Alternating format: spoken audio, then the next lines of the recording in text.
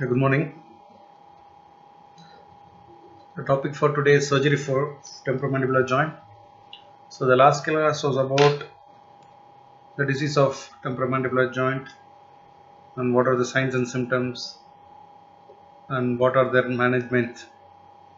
So this class is more about the surgical intervention that is to be carried out for such pathologies that was discussed in previous classes. By the end of the topic, the student should be able to distinguish TMJ disorders which require surgical treatment from those which do not, describe surgical approaches to TMJ and identify anatomical sources of surgical complication. Evaluate the benefits of more common surgical treatments of temporomandibular joint. List possible conservative treatments and select a scheme of management of patient with TMJ disorder. Explain the clinical feature and management and protocols for TMJ ankylosis.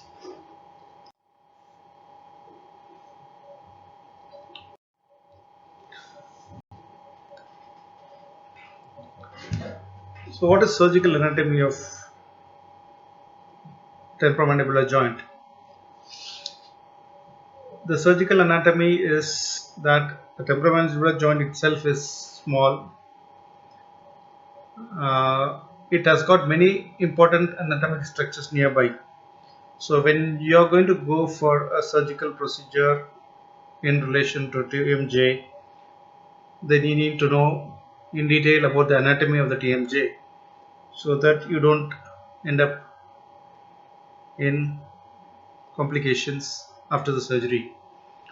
So the region of temporomandibular joint has the structures like parotid gland, superficial temporal vessel, facial and auriculotemporal nerves. These are the structures that are in close proximity with temporomandibular joint. When a surgical intervention is made in temporomandibular joint for any reason, to release ankylosis or to fix the fracture, then these structures has to be taken into consideration so that you don't injure these structures to avoid postoperative complications. The first one in that is the parotid gland. So the parotid gland lies below the zygomatic arch and in front of the external excreting mucus. You all know the basic anatomy. External excreting mucus, in front of that lies the arch. Then you got masseter muscle in proximity to the parotid gland and behind the ramus of the mandible. So the superficial pore of parotid lies directly on the TMJ capsule. So you need to be more careful when you are dissecting the temporomandibular joint for the parotid superficial pore. So the parotid gland itself is enclosed with the capsule derived from the superficial layer of the deep cervical fascia, frequently called as parotid masseteric fascia or parotid masseteric sling.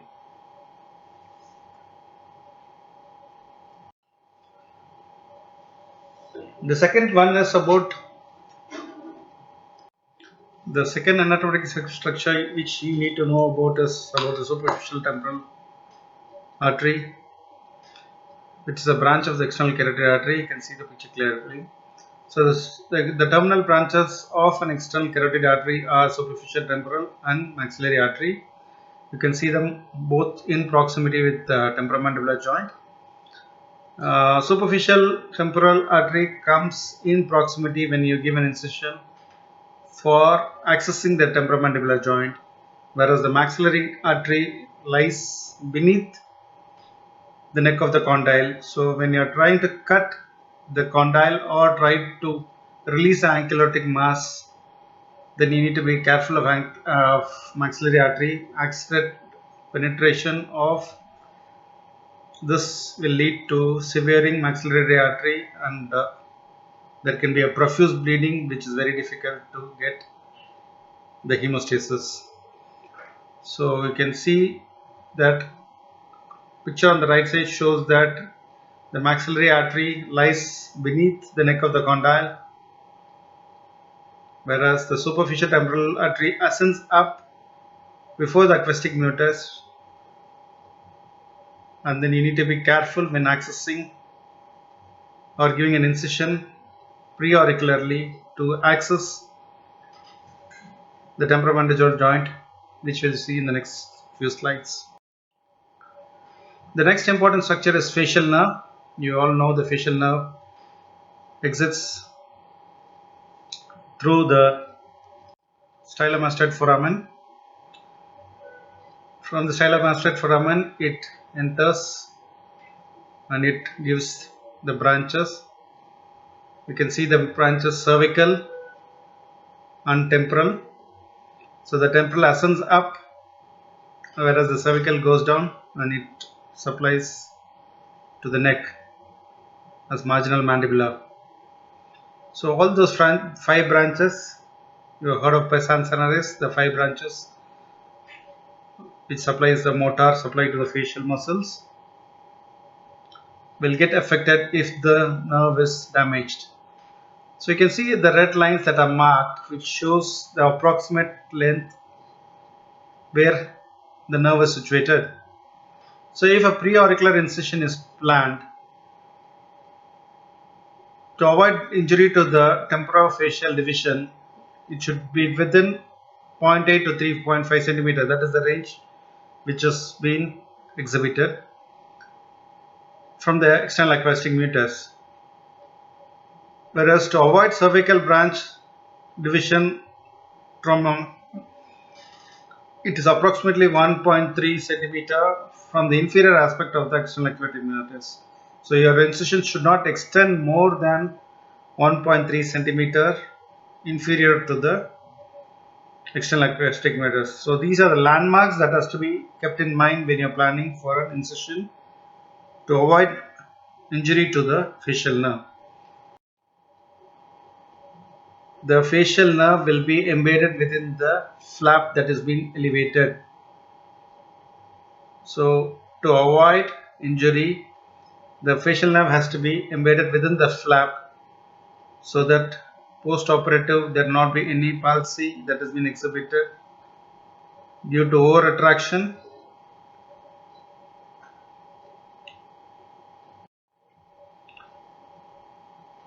So coming to the surgical approaches of temporomandibular joint, there are various approaches: submandibular, post-ramal, post-auricular, endoral, preauricular, Digmans, Blair, Thomas, Popwich modification of Alcott-Bramley, hemicoronal approach, bicoronal approach.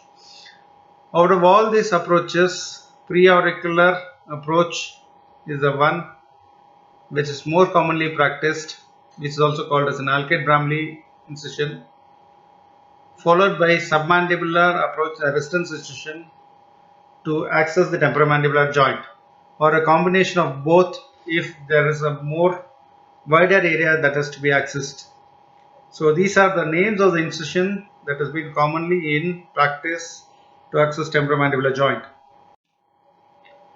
So this is the common one that has been in practice, the Alcott and Bramley, named after the person who invented it. So it's an extension of the preauricular incision. So you can see a dotted line, that is a preauricular incision, and then it extends over the temporal region, then it is called as Alcott-Bramley incision.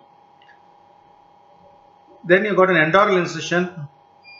This is more commonly done to hide the scar from the preauricular region. Each incision has got their own advantages and disadvantages. So you can see a preauricular incision is being given. So you can see the extent of incision.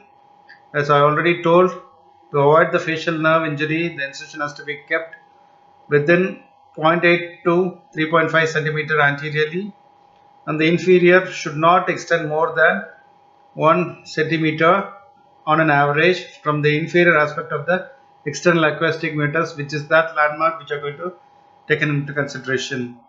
So after incision, dissection has been done, subcutaneous tissue is dissected, and the fascia is reflected. Once you see the fascia, then a horizontal incision is placed.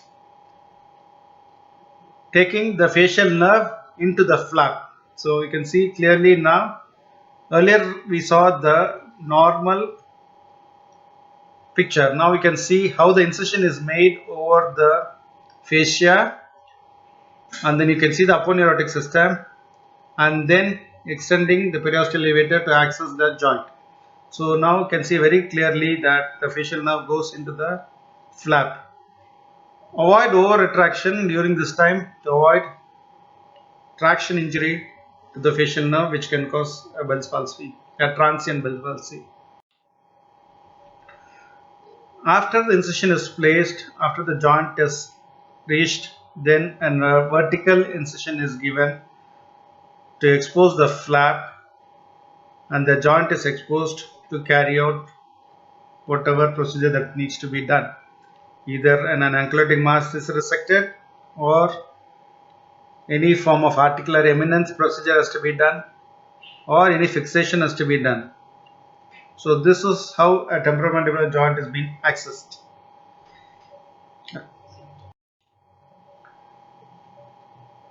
So as you saw about the temporomandibular ankylosing, it's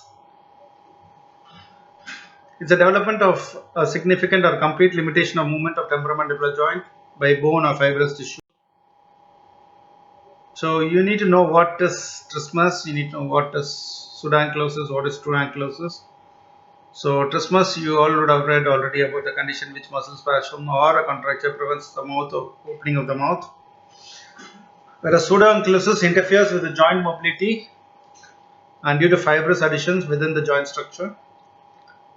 A true ankylosis of temporomandibular joint is that the intracapsular condition where there is fusion of the bony surface of both the joints, so the patient will not be able to move or open the mouth, and there will be absolute no movement of TMJ will be felt when we palpate.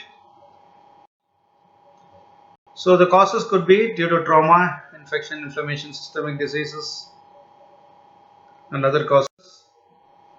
The trauma can be congenital at birth, hemarthrosis, condylar fracture, glenoid fossa fracture.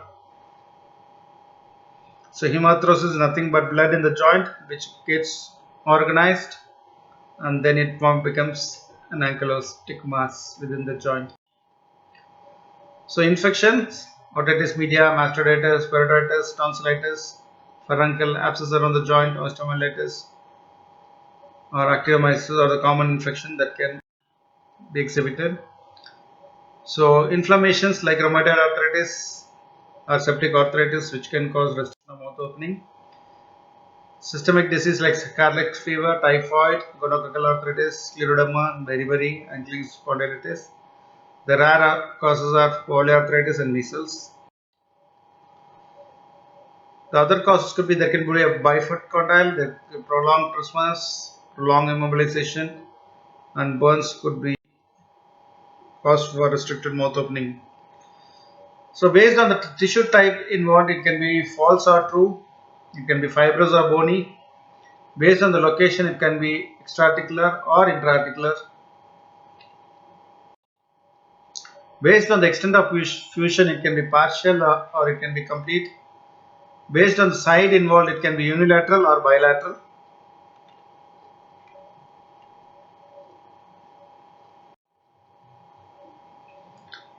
Kazanjian in 1938 classified ankylosis of TMJ into true and false.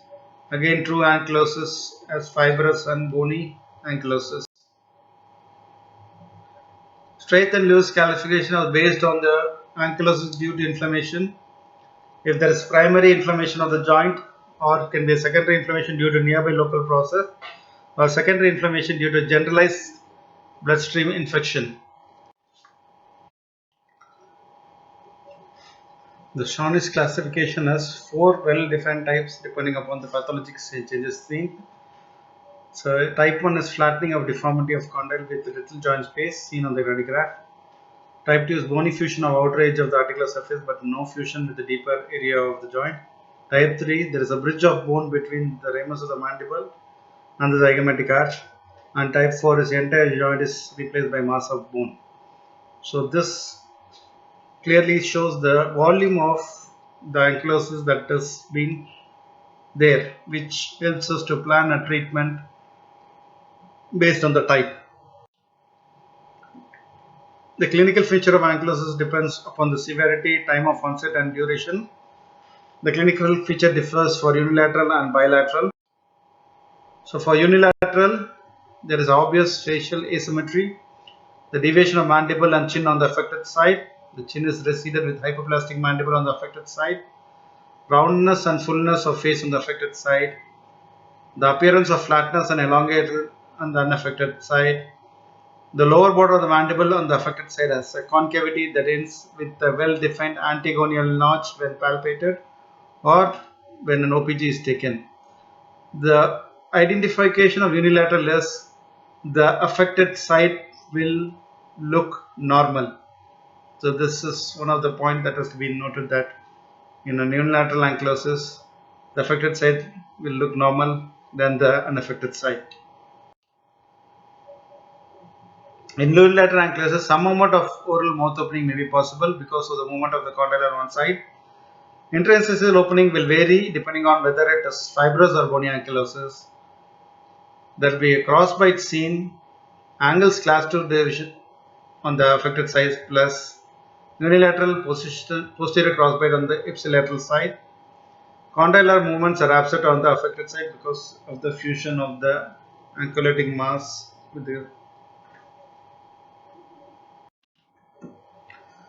the clinical features of bilateral ankylosis are inability to open the mouth, progresses by gradual decrease in interincisal opening, symmetrical mandibular micrognathia, typical bird face with receded chin.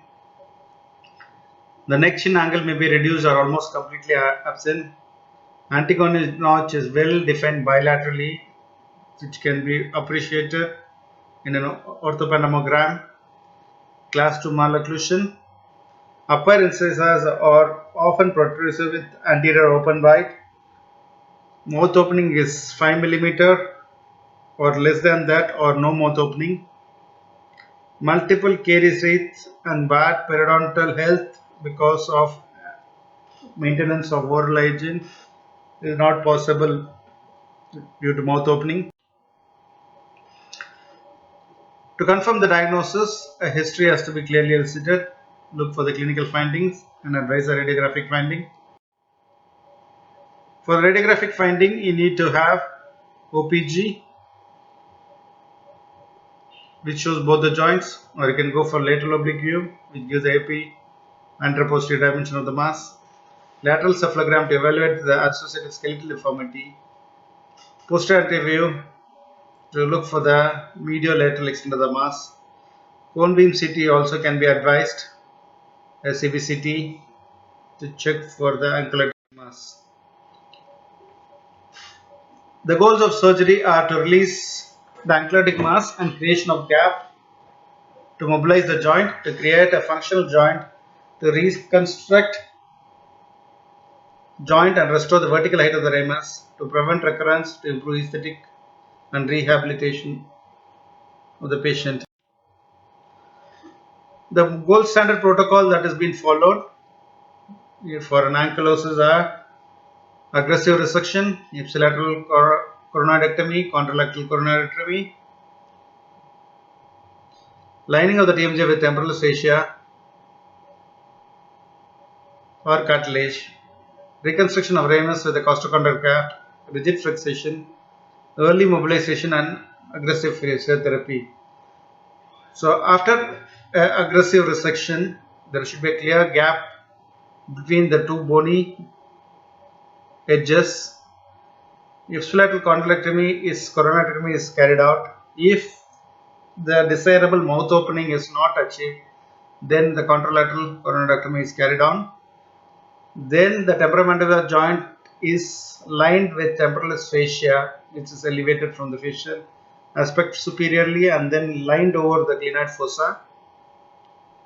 To avoid recurrence or re-ankylosis, this fascia will prevent the bone to re-ankylose. To get the function, it can be reconstructed with costochondral graft and then rigid fixation of the graft so that there is no mobilization of the graft. Mouth opening has to be early so that leaving a longer duration can cause ankylosis again. An aggressive physiotherapy of mouth opening exercise will prevent re-ankylosis. All this is targeted towards avoiding re-ankylosis after the surgery. So condylectomy, gap arthroplasty, interposition arthroplasty are the common ones which has been carried out for an ankylosis, either unilateral or bilateral. The condylectomy, it is advocated in case of fibrous ankylosis, where the joint space is obliterated with the deposition of fibrous band. There is not much of the condylar head deformity, so condylectomy alone will help in getting the desired result. Gap arthroplasty is always carried out if there is going to be an extensive bone ankylosis, where a broad thick area bone obliteration, the entire joint has been obliterated, then you go for gap arthroplasty. An interposition arthroplasty is being done if there is an exterior bone ankylosis. Creation of barrier between the cut bone edges to minimize the risk of recurrence and to maintain the vertical head of the ramus. An interpositional graft material is being placed after the resection. As we already saw, the same preauricular incision, alkyd-Bramley incision, postauricular, endoral, coronal, submandibular, intraoral, zygomatic arch incision are the common approaches for an ankylosis. Anesthesia, so indirect nasal intubation, fiber optic intubation and tracheostomy, as the patient will not be able to open his mouth. These are the methods that are being used to administer general anesthesia.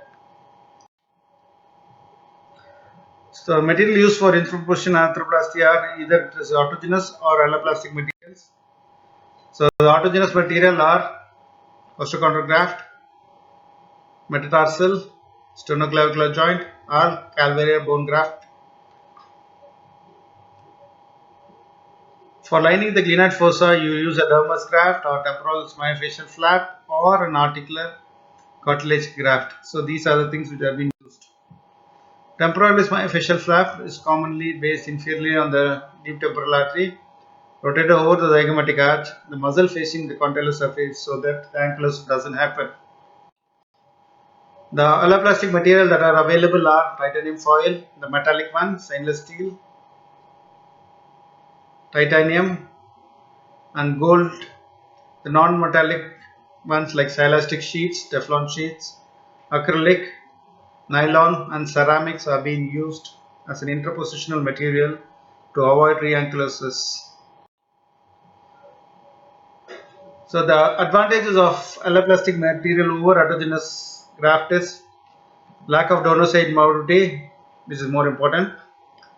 There is reduced surgical time because donor site has to be prepared and a surgical hour is going to be more if you want to take an autogenous graft. Potential for decreased hospitalization, immediate function and no need to go for prolonged intermaxillary fixation. Ability to maintain stable occlusion post-surgically. Indications for alloplastic materials. So when there is a joint with severe anatomic discrepancies, when there is failed autogenous bone graft resulting in scarring, poorly vascularized tissue bed, then you go for alloplastic material. If there is destruction of autogenous bone by pre-existing foreign body reaction, or if there is going to be a recurrent ankylosis with a history of excessive heterotopic bone formation, then you go for alloplastic material as an interpositional material in gap arthroplasty. The next one is chronic subluxation. This disease is always associated with severe pain and refractory to the conservative line of treatment. Miller and Murphy in 1976 advised capsular tightening procedure, reaction of mechanical obstruction or a block, direct restoration of the condyle, creation of new muscle balance, and removal of mechanical obstacle are the one which has been commonly in practice as a treatment modality for chronic subluxation of temporomandibular joint. The capsular tightening procedure or capsulorrhaphy, which is nothing but a shortening of the capsule by removing a section and suturing it back in tight position. So to reach the capsule, the same preauricular incision and is being used. The same steps what we followed for accessing condyle has to be done. So after reaching the capsule, a vertical incision is placed on the capsule and then drawing it tight by overlapping the edges and suturing is being done. Reinforcement of the capsule by turning down or a strip of temporomandibular fascia and suturing to the capsule also helps to tighten the capsule.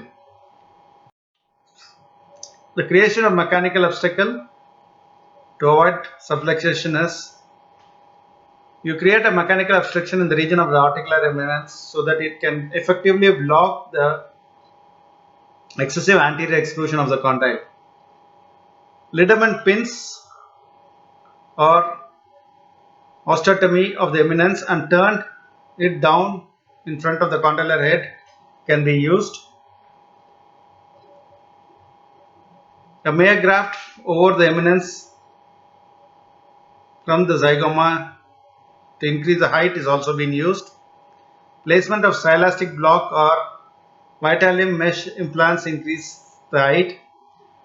Daughtry's procedure, which is nothing but osteotomy of the zygomatic arch, depressing it and leaving it in front of the articular eminence and allow it to fuse so that the condyle head does not slip away when the mouth is opened.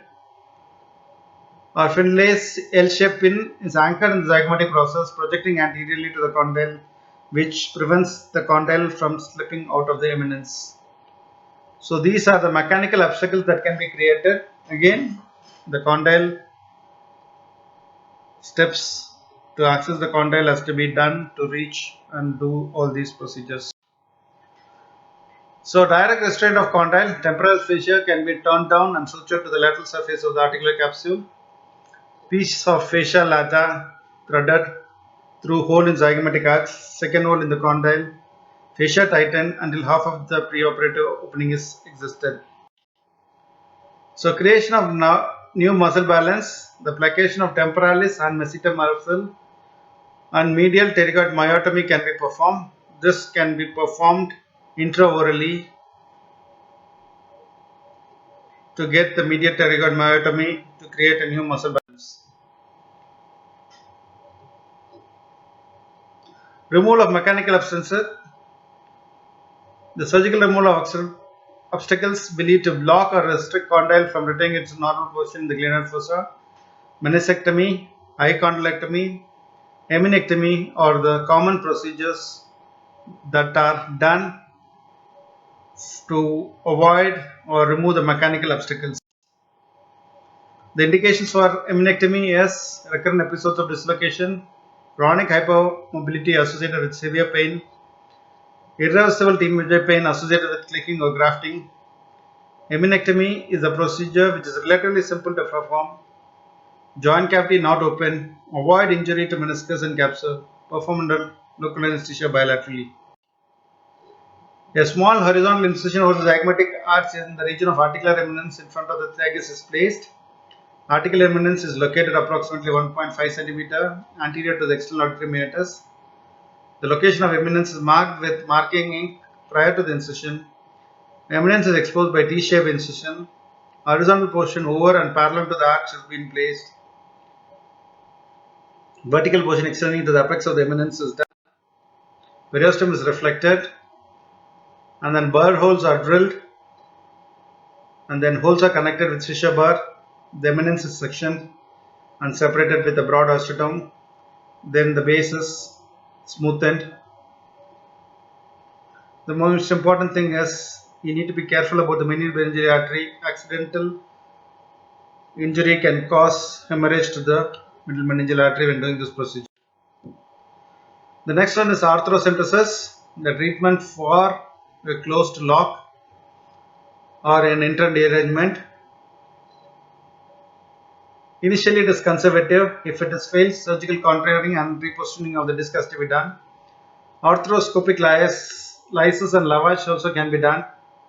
Use of hydraulic pressure in the upper joint compartment to lavage the joint so that all the inflammatory contents are being expelled. So the indications are the patient refractory to conservative treatment, medicines, vitaplace and physiotherapy, then arthrocentesis has been indicated.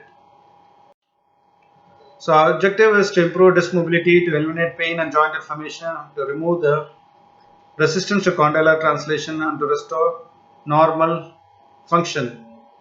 The hypothesis in doing arthrocentesis is due to sinusitis, the sliding of the disc is prevented by addition of the disc to the fossa. The mediators of the prostaglandin and the leukotriene B are being washed out by the lavage. So these are the inflammatory mediators that are being washed out when doing a lavage. So these are the basic armamentarium that is being used. You can see a series of syringes. Those are the salines that are being used. You can see all the surgical marking pens, scale to measure, to locate where to insert.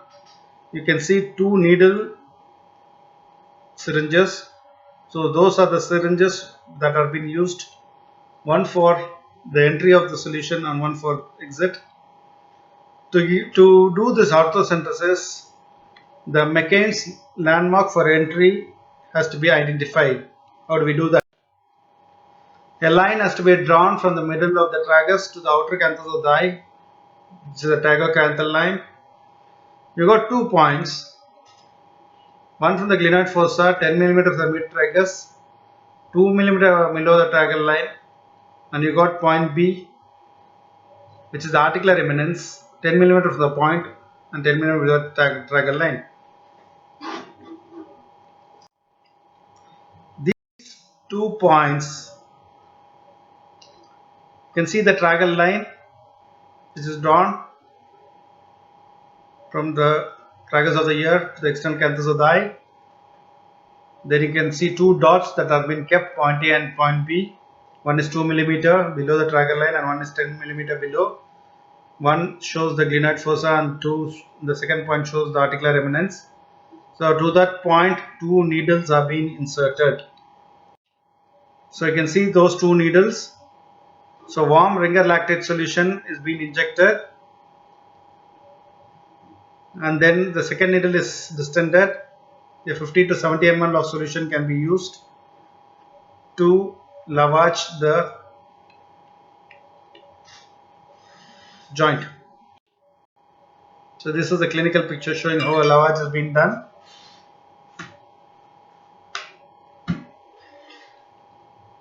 You can see 2 needles clearly being placed. One is for the articular eminence and one is for the glenoid fossa in front.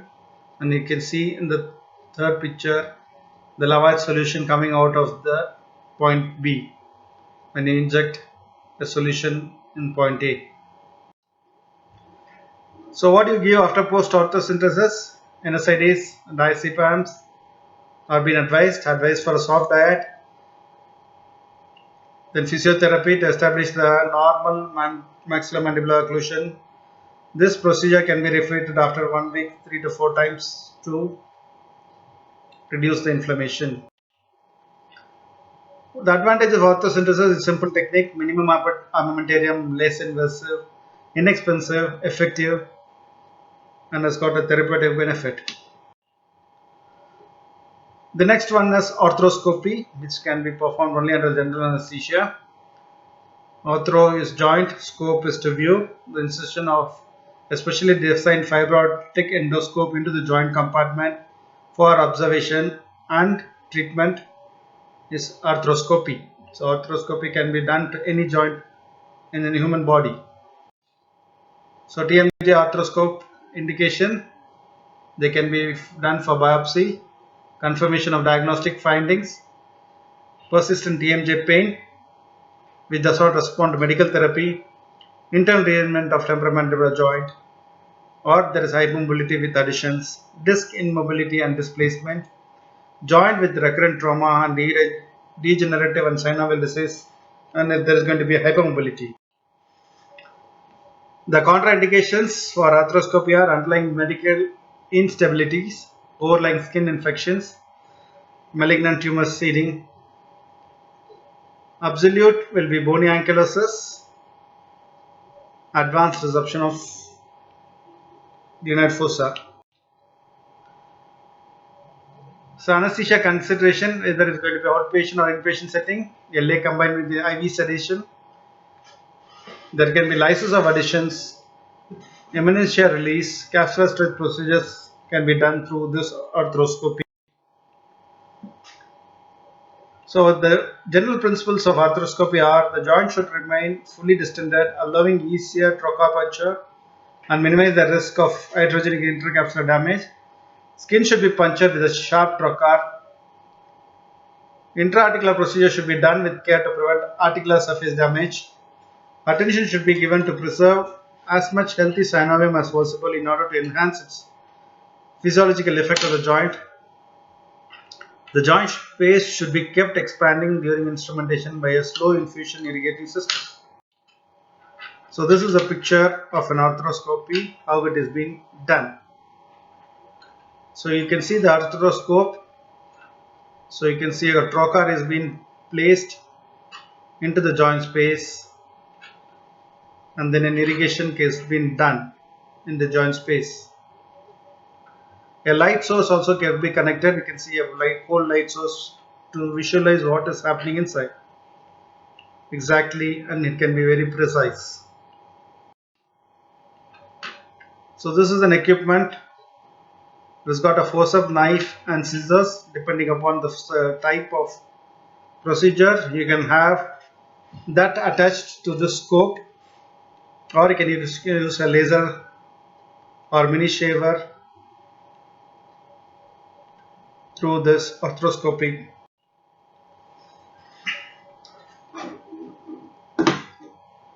These are the list of arthroscopic procedures that can be done.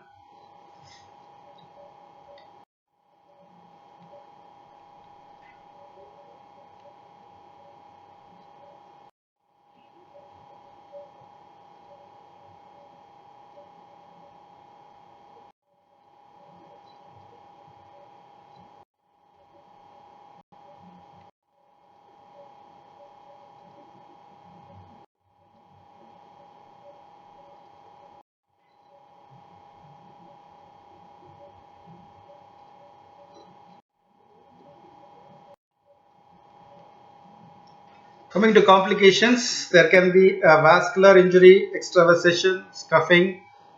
The instruments can break. Otologic complication because it's close to the ear, or there can be intracranial damage. And if the infection protocol is not followed, there can be an infection.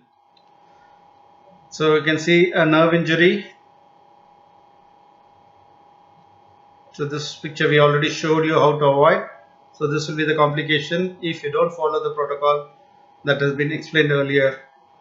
The same holds good for an arthroscopic procedure as well when you want to access the temporomandibular joint. The postoperative the intensive training for chronic lock cases, and there should be a gradual training of disc repositioning cases. There should be vertical mouth opening, lateral extrusion, protrusive or gliding movement, and isometric exercises to follow. Then you need to follow with the rule of 3, 2, and 1. You need to go back. So how are the patients managed after surgery?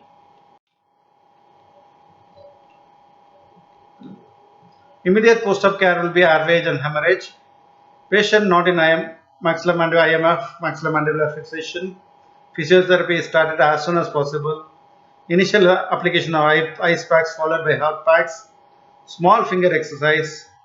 A bundle of tongue depressors have been given and then they are increased day by day post-operative to increase the mouth opening. In case if there is IMF done, IMF can be done only to a maximum of 10 days. After relief of IMF, put the patient on soft diet, teach them the jaw opening exercise, activate the range of motion and passive motion by finger stretching, bundle of tongue depressors have been placed. Start the solid diet after 3 to 4 weeks.